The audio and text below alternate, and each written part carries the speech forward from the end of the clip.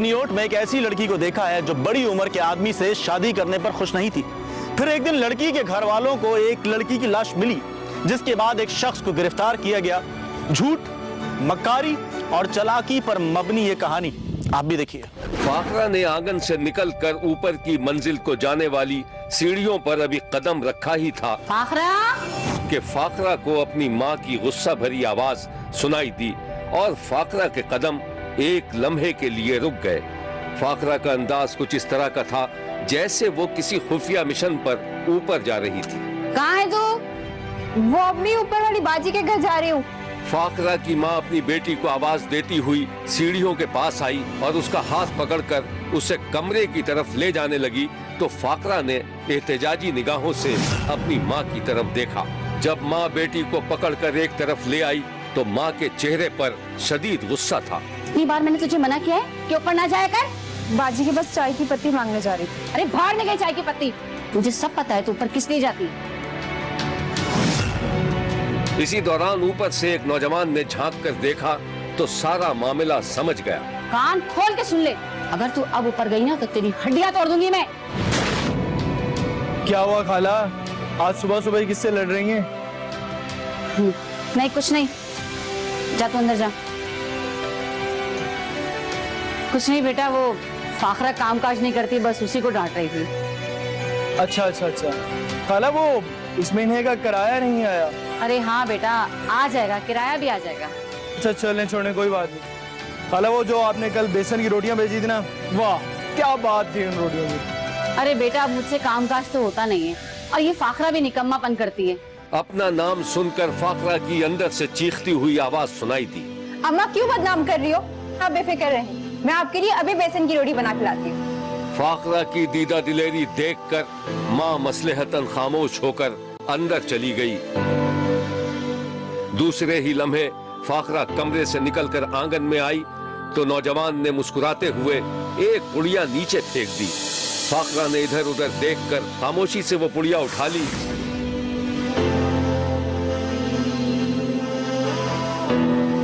इक्कीस साला फाखरा अपने मालिक मकान के बेटे के इश्क में मुब्तला थी और उससे शादी करना चाहती थी, लेकिन फाखरा की माँ को यह रिश्ता मंजूर नहीं था और वो उसके खिलाफ थी, क्योंकि मालिक मकान का बेटा फर्नीचर मजदूर था और उसकी आमदनी भी इतनी कोई खास नहीं थी। एक दिन शब्बीर ने देखा कि फाखरा चादर में अपना मुंह छुपाए तेजी से बाजार के बीच से गुजर रही थी। थोड़ी दूर आगे जाकर वो एक फर्नीचर की दुकान में घुस गई, जहां मालिक मकान का बेटा अपने काम में मसरूफ था।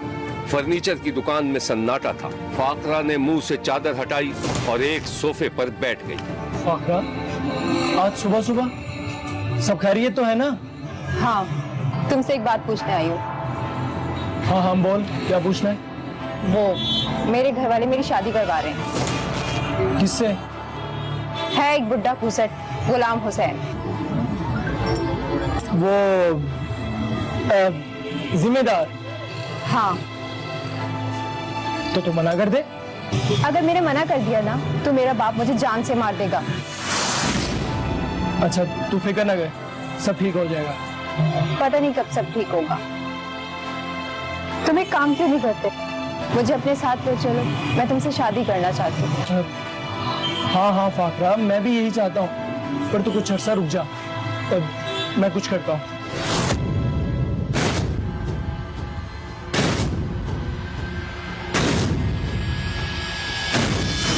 उस दिन फाखरा अपने आशिक का रवैया देखकर मायूस हो गई थी और उसे ऐसा लगने लगा था कि उसका आशिक उससे शादी नहीं करेगा। वो खामोशी से उठी और फर्नीचर की दुकान से बाहर निकल आई।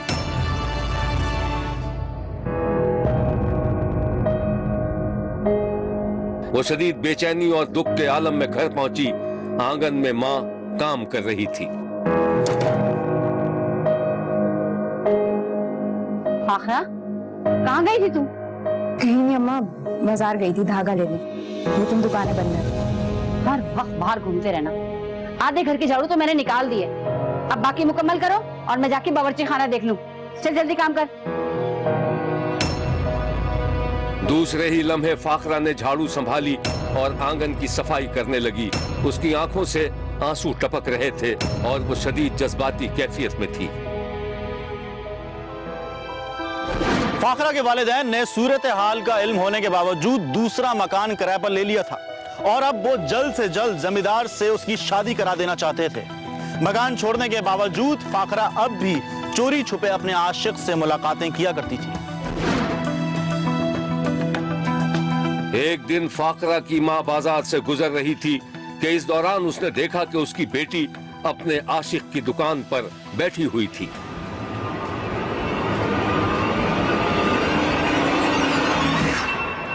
ये मंजर देखकर फाकरा की माँ के पांव के नीचे से जमीन खिसक गई। उसका जी चाहा कि वो दुकान में घुसकर अपनी बेटी को बालों से पकड़कर खींच ले।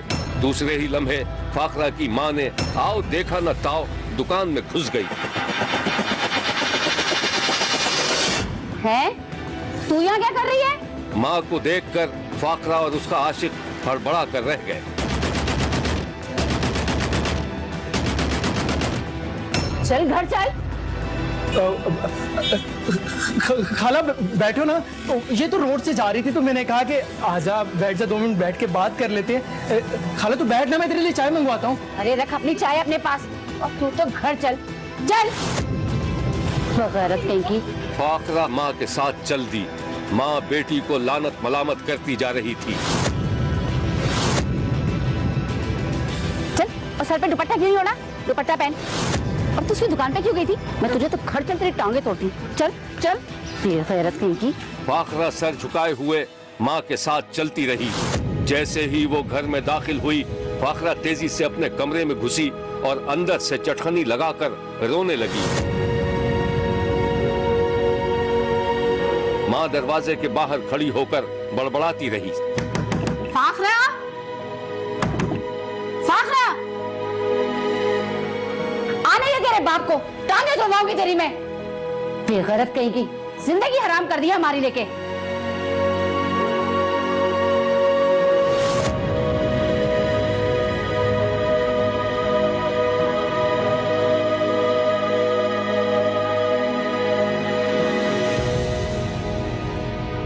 इस वाकये के बाद फाखरा के घर वालों ने बेटी की मर्जी के खिलाफ उसकी शादी 45 साला जमींदार से कर दी, लेकिन फाखरा अपनी से बड़ी उम्र के शौहर के साथ खुश नहीं थी।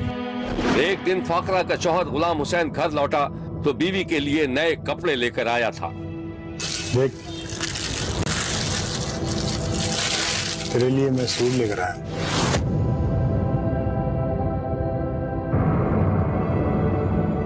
मुझे तुम्हारी कोई चीज नहीं चाहिए। क्या बात है, मुझसे इतनी खफा हो? मुझसे कोई गलती हो गई है? बस मेरा जी नहीं चाह रहा। अच्छा अच्छा, अब खाना भी ना खिलाओगी क्या? लाती हूँ। फाकरा खामोशी से शौहर को घूरती हुई बावर्ची खाने में चली गई और जब वो वापस आई तो उसका शौहर मुसल्ले पर नमाज पढ़ रहा था। फाकरा ने एक नजर शौहर को देखा, खाने की ट्रे उसके पास रखी और कमरे से बाहर निकल गई।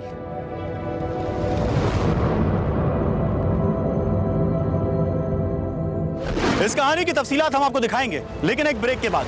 कहीं जाइएगा मत, क्योंकि कोई देखे ना देखे, शब्बीर तो देखेगा। फाखरा की शादी को कई माह गुजर चुके थे, लेकिन अब भी उसके दिल से उसके आशिक की याद नहीं गई थी। वो चोरी छुपे अब भी अपने आशिक से राबते में थी। उधर फाकरा का आशिक भी फाकरा के बगैर बेचैन था। शब्बीर ने देखा कि फाकरा का आशिक फाकरा को फोन पर अपनी मोहब्बत का यकीन दिला रहा था। फाकरा, मैं तुम्हारे बगैर नहीं रह सकता। हाँ तो तब मेरी शादी क्यों होने दी थी? अरे फाकरा, मैं डर गया था। तू ऐसा कर, तू उस जिम्मेदार से ना तलाक ले ले, फिर हम दोनों भाग चलते हैं, शादी कर लेंगे हम दोनों। हाँ मैं भी यही चाहती हूँ। मैं उस बुढ़े खुशर के साथ बिल्कुल नहीं रहना चाहती जिसने मेरी जिंदगी अज़ाब बना दी हो। हाँ। फाकरा भी फोन पर बात ही कर रही थी कि उसे शौहर के कदमों की आवाज सुनाई दी। फाकरा ने घबराहट में फोन काट दिया। इस दौरान शौहर अंदर आ चुका था। मैं तुम्हें यहाँ वहाँ तलाश करूँ और तुम यहाँ बैठी हो, फोन पर किसी से बातें कर रही थी? नहीं, किसी से भी नहीं।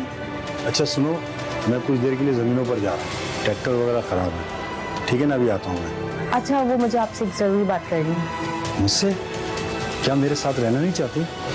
हाँ, आप मुझे तलाक दे। तेरा दिमाग खराब हो गया है। तू बीवी है मेरी, और मेरे जैसा शोहर तुझे मिलेगा नहीं। तो ठीक है, अगर मैंने कुछ कर दिया उसके जिम्मेदार आप होंगे।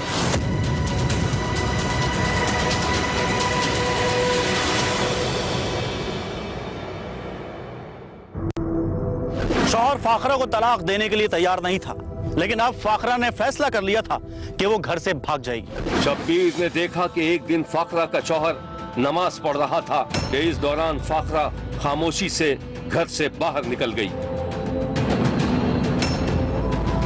उसने आहिस्ता से बाहर की कुंडी लगाई और वहां से तेजी से रवाना हो गई। कुछ दूर जाकर उसने एक रक्षा रोका और उसमें बैठकर अपने आशिक को फोन मिलाने लगी। रक्षा की तेज आवाज में वो फोन पर बात नहीं कर पा रही थी। उसने थोड़ी दूर जाकर रक्षा रुकवाया, रक्षे से बाहर निकली और अपने आशिक से बात करने लगी। हेलो, हाँ मैं घर से भाग गई हूँ, तुम कहाँ हो? अच्छा 10 मिनट में पहुँच रहे हो? चलो ठीक है, तुम स्टॉप पे पहुँचो, मैं भी आ रही हूँ। चलो ठीक है, ओके। फोन करने के बाद वो दोबारा रक्षे में सवार हो गई।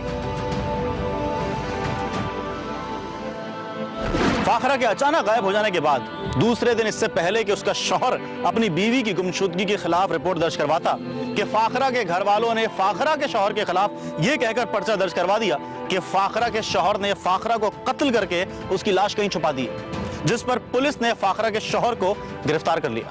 तफ्तीशी अफसर थानेदार के कमरे में आया तो थानेदार ने उसे देखते ही उस पर सवालात की बौछार कर दी। हाँ भाई मलिक, गुलाम हुसैन ने अपना जुर्म कबूल किया? नहीं सर, हमने हर तरीका इस्तेमाल किया, लेकिन वो मानता ही नहीं। वो कहता है कि वो मालिक मकान के बेटे के साथ भागी है। अच्छा। इस दौरान थानेदार के फोन की घंटी बजी तो उसने इशारे से तफ्तीशी को रोके रखा और फोन सुनने में मसरूफ हो गया। क्या? लाश? ओके। दरिया किनारे से एक औरत की लाश मिली है, मस्कशुदा। फौरन नफरी तैयार करो और हॉस्पिटल भेजो उसको पोस्टमार्टम के लिए। Okay sir. हरिए।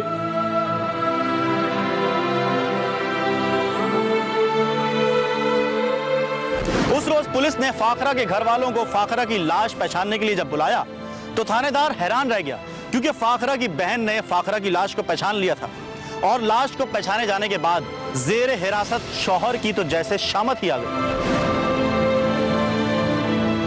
हाँ भाई, अब बोल। अब तो तेरी बीवी की लाश भी मिल चुकी है, अब क्या कहेगा तू? सर, मैंने कत्ल नहीं किया उससे सर। और तो फिर किसने किया है? सर आप मालूम कर ले सर। सर 100% उसके आशिक का काम है।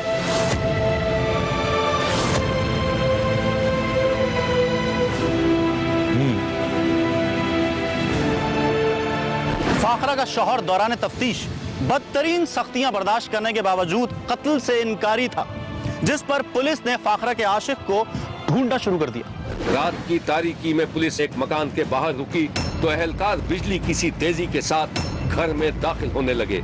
ये फाखरा के आशिक का घर था। फाखरा के आशिक को छापे का पता चला तो वो रात की तारीकी में दीवार कूदकर फरार हो गया। पुलिस जब दरवाजा खोलकर अंदर दाखिल हुई तो वहां एक 21 साला लड़की मौजूद थी। कौन हो तुम? फाखरा सर। लेकिन वो तो मर चुकी है। ले चलो इसे।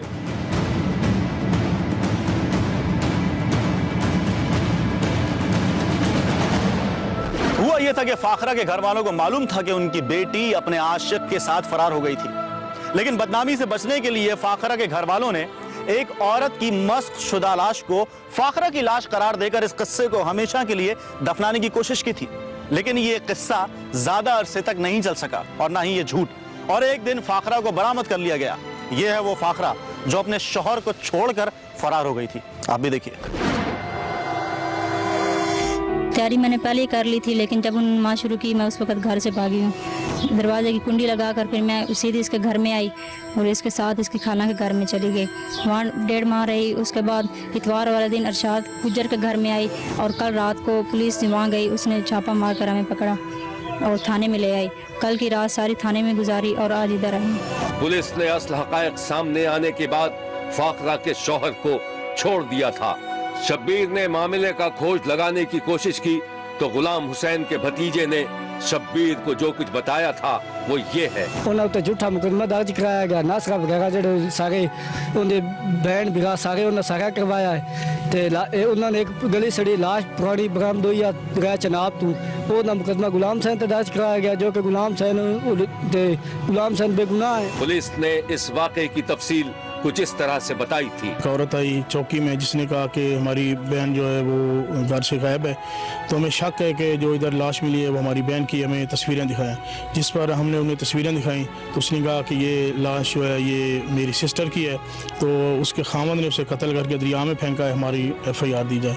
जिस पर हमने उसके एप्लीकेशन पे FIR दे दी। तो FIR के बाद चूँकि जो नाश थी वो नाकाबिल शनाख्त थी, तो रात को हमें पता चला मुखबर के ज़रिए कि एक औरत जो वही जो इस मुकदमे में मकतूला बनी हुई है वो ज़िंदा है और फलां जगह पे है चिन्योट में। जिस पर हमने वहाँ पे रेड किया तो वहाँ पे ये जो जिसकी FIR थी कि वो कत्ल हो चुकी है वो जिंदा सलामत मिल गई।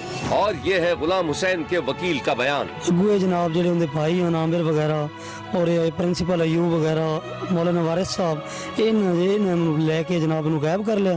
फिर इन्हें एक प्लान बनाया। शब्बीर को मालूम हुआ है कि फाकरा को उसके घर वालों के हवाले कर दिया गया था और फाकरा का शौहर इस कश्मकश में मुब्तला है कि वो फाकरा के घर वालों के खिलाफ झूठ बोलने पर मुकदमा दर्ज कराए या नहीं।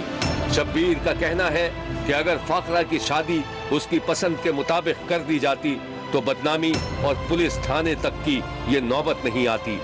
शब्बीर ये भी सोचता है कि अगर फाकरा के शौहर ने फाकरा को माफ करके अपने साथ रख भी लिया तो फाकरा आखिर किस तरह अपने शौहर से नजरें मिला सकेगी। देखते रहिए, क्योंकि कोई देखे न देखे शब्बीर तो देखेगा।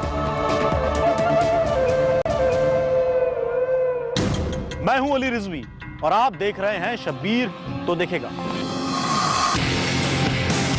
घर में कयामत आ गई है। तूने बंदोबस्त किया 5 लाख का?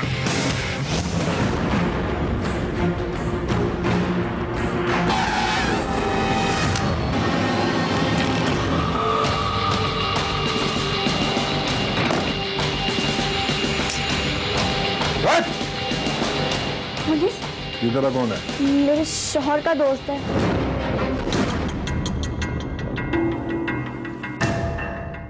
कबीर खुले समंदर में बच्चों का रोजगार कमाने के लिए मछलियों के शिकार में मसरूफ था।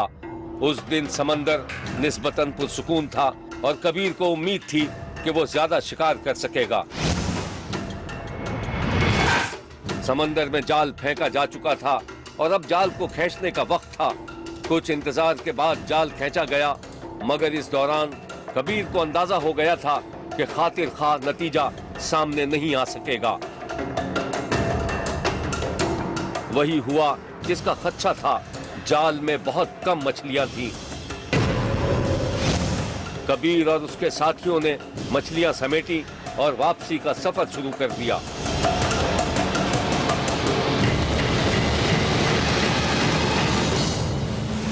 गया बाहर निकलकर उसने एक रक्शे में सामान रखा और अपने घर की तरफ रवाना हो गया जो मच्छर कॉलोनी में था। उस दिन जब कबीर घर पहुंचा तो उसकी बीवी दरवाजे पर खड़ी जारो कतार रो रही थी। शौहर को देखते ही फट पड़ी। कबीर, कबीर मेरा रो नहीं आया। क्या हुआ? कबीर, कबीर हमारा 4 साला बच्चे के अगवा के दिन कबीर को 5 लाख तावान के लिए फोन आ गया था। कबीर ने थाने में इत्तला दी और पुलिस वालों ने CPLC की मदद से कॉल ट्रेस करके मुल्जिमान को गिरफ्तार करने की जद्दोजहद में लग गई। हाँ बताइए क्या मसला है आपका? साहब हमारा बच्चा गली में खेल रहा था, उसको कोई उठा के ले गया। उस दिन कबीर थाने में पुलिस के साथ ही बैठा था कि उसे अगवा करने वालों ने फोन कर दिया। पुलिस अफसर ने इशारों में कबीर से कॉल उठाने और उनसे बात करने के लिए कहा। हेलो। हाँ भाई, तूने बंदोबस्त किया 5 लाख का या तेरे घर लाश भिजवाएं? स्पीकर पर डाल। अरे ऐसा नहीं करना, हम तुम्हारा इंतजार कर रहा हूँ कब से। कल सुबह तक अगर तूने रकम का बंदोबस्त नहीं किया तो हमारी कोई गारंटी नहीं होगी। अरे भाई ये रकम बहुत ज्यादा है। देखो बड़ी मुश्किल से बीवी का जेवर एवर बेच बाज के इधर उधर से कार करा के 3 लाख रुपया जमा कर सकता हूँ। चल ठीक है, कल 3 लाख लेके मलिर पहुंच जाना। हाँ पहुंचेगा, उधर पहुंचेगा, बराबर पहुंचेगा। किस नंबर से कॉल आई थी आपके पास? ये साहब ये मुझे दिखाएं। राजू साहब, इस कॉल के बाद पुलिस ने कॉलर का डेटा चेक किया तो कॉल ठट्टा से की गई थी।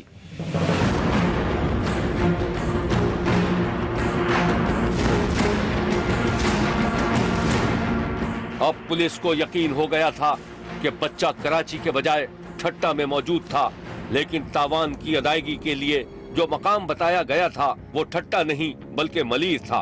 ये ख्याल आते ही पुलिस ने ठट्टा जाने का इरादा तब्दील कर दिया।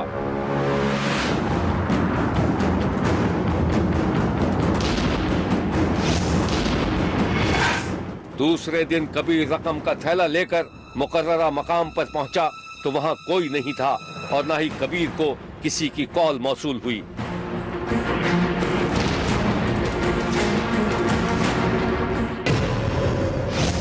पुलिस एक बार फिर सर जोड़कर बैठ गई। कबीर की बच्ची के मुताबिक कबीर के बेटे को कोई बुर्का पोश औरत अपने साथ ले गई थी। ये ख्याल आते ही पुलिस ने एक बार फिर कबीर को थाने बुलवा लिया। अच्छा कबीर, तुम मुझे ये बताओ कि तुम्हारे घर में किसी ऐसी खातून का आना जाना या किसी करीबी रिश्तेदार का जो बुर्का ज्यादा यूज करती हो? सब हमारे खानदान में बुर्का तो सब पहनता है, मगर हमारा एक शादीशुदा बहन है तो बुर्के का बड़ा पाबंद है। क्या वो बहन तुम्हारे साथ ही रहती है? नहीं साहब, वो हमारा पड़ोस में रहता है उधर। उसका मियाँ क्या काम करता है? साहब वो लोग से बाहर है। लोग से बाहर है। तुमने अपनी बहन के घर बच्ची का पता कराया? नहीं साहब। तो यार कमाल है ना। अरे तो यार बहन का पता कराना था ना, हो सकता है बच्चा अपनी फुप्पो के घर चला गया हो। नहीं साहब, ऐसा होता तो हमारा बेल हमको जरूर बता देता। नहीं नहीं, उसका नंबर है तुम्हारे पास? हाँ साहब है भाई। बहन को फोन मिलाओ, इंशाल्लाह बच्चा आपका वहीं मिलेगा। आपके मौजूदा नंबर से फिलहाल जवाब मौसूल नहीं हो रहा। साहब उसको तो फोन बंद। नंबर बन जा रहा है? आज ही नंबर बन जा रहा है या अमूमन वो अपने नंबर को बंद रखती है? नहीं साहब, उसका फोन तो खुला रहता है, आज पता नहीं क्यों बंद है। साहब हमारा बच्चा मिल तो जाएगा इंशाल्लाह। हौसला रखें, हौसला रखें। हमारा घर वाली बहुत परेशान है, हम क्या बोलेगा उसको।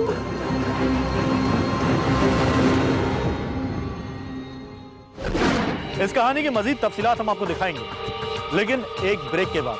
कहीं जाइएगा मत, क्योंकि कोई देखे ना देखे, शब्बीर तो देखेगा। पुलिस को कबीर की बहन पर शक था। पुलिस कबीर की बहन से पूछगछ करना चाहती थी। उस दिन पुलिस कबीर की बहन के घर पहुंची तो वहां ताला लगा हुआ था। पुलिस का शक अब मजीद पुख्ता हो गया।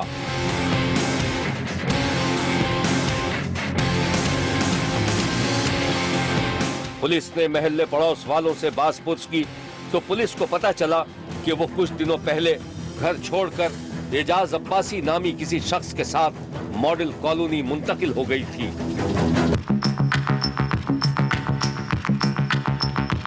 ये इत्तला मिलते ही पुलिस ने मॉडल कॉलोनी में मुखबरी का जाल बिछा दिया। मुखबिर ने एक दिन देखा कि एक नकाबपोश औरत एक वैन के आगे की नशिस्त पर अपने एक साथी के साथ बैठी हुई थी। वैन ने गली का मोड़ काटा तो मुखबिर ने खामोशी से अपनी मोटरसाइकिल वैन के पीछे लगा दी। पुलिस को यकीन था कि वो अगवाकारों के अब बिल्कुल करीब पहुंच चुकी थी। सुबह होने में अभी कुछ देर बाकी थी कि अचानक पुलिस की छापामार टीम मुखबिर के बताए हुए घर के सामने आकर रुक गई।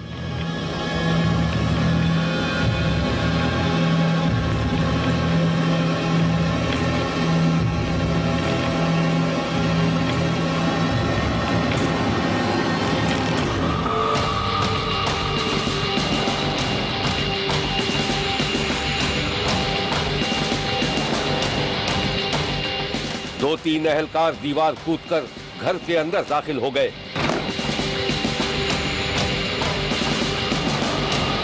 वो इंतहाई राजदारी से एक कमरे के दरवाजे पर पहुंचे तो दरवाजा बंद था। एहलकारों ने आहिस्ता से धक्का दिया तो कमरे में एक औरत और एक मर्द सो रहे थे। पुलिस ने उन्हें जगाया तो वो हड़बड़ाकर उठ बैठे।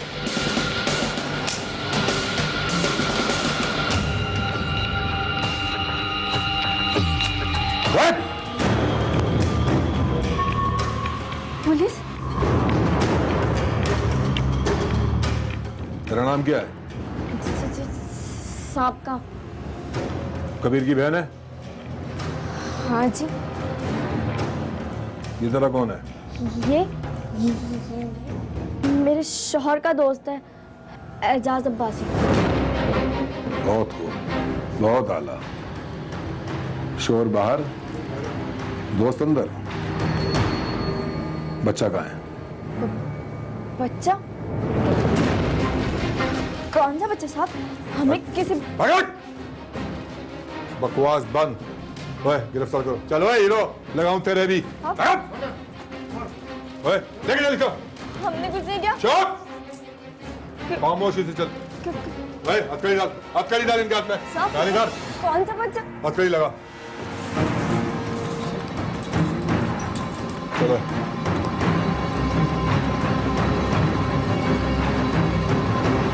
पुलिस ने कबीर की बहन और उसकी आशना को गिरफ्तार करने के बाद घर का कोना कोना छान मारा, मगर बच्चे का कहीं नामो निशान नहीं था।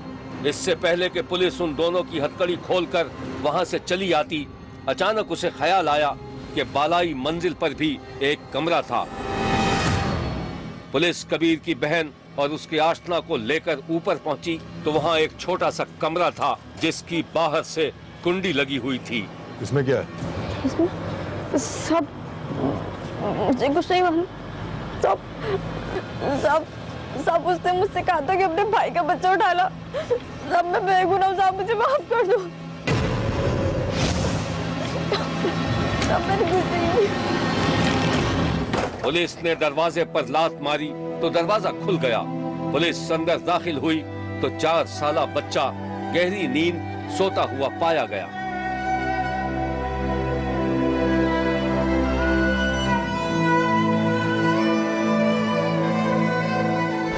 पुलिस ने कबीर का 4 साला बच्चा बाहिफाजत बाजियाब करवा लिया था। कबीर को जब उसका बच्चा मिला तो उसको यूं लगा जैसे उसे एक नई जिंदगी मिल गई।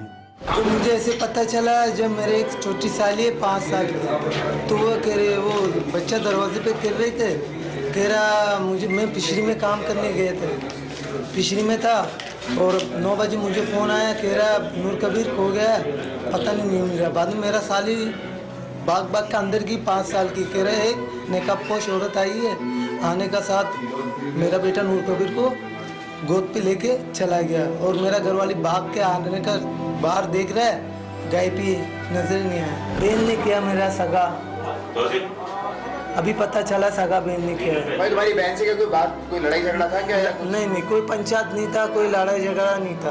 मुलजिमा ने पुलिस को बताया था कि उसके भाई के पास खासी दौलत थी। रकम की लालच में उसने अपने आशना के साथ मिलकर अपने ही भाई का बच्चा अगवा कर लिया था।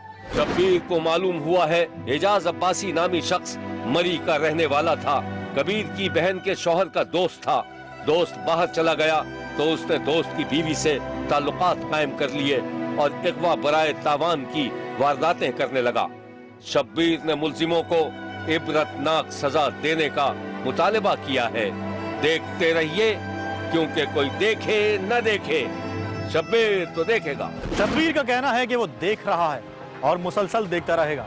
मुल्क भर से मजीद कहानियों और उनकी तफसीलात के साथ फिर मुलाकात होगी। देखना ना भूलिएगा, क्योंकि कोई देखे ना देखे, शब्बीर तो देखेगा। अगर आप अपने इर्द गिर्द होने वाले किसी गैर मामूली वाक़े से शब्बीर को आगाह करना चाहते हैं तो SMS करें SAB लिख कर स्पेस दें और अपना मैसेज अपने शहर और नाम के साथ 247 पर भेज दें। फैक्स करने के लिए हमारा नंबर है 021-3580-3820। खत लिखने के लिए हमारा पता है 5 express way of Korangi road, Karachi. Express news, Shabbir तो देखेगा।